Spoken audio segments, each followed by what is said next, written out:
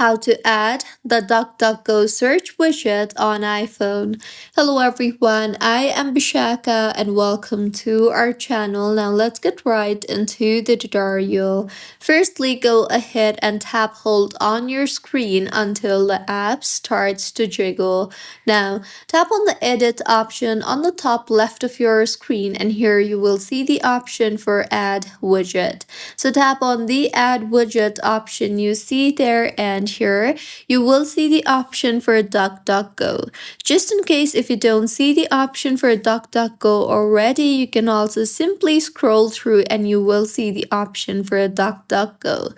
So tap on it and now go ahead and select your custom favorite. So you can simply scroll through and choose the type of widget that you want to add, and once you have your preferred option, you can tap on the add widget option you see there, and then tap on the done option on the top right of your screen. And with this, as you can see, you have successfully added the search widget of DuckDuckGo on your iPhone. So this was about how you can add DuckDuckGo Search Widget on iPhone. If you find this tutorial helpful, please like the video and do comment if you have any queries.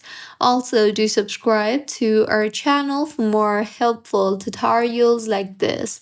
See you on the next one.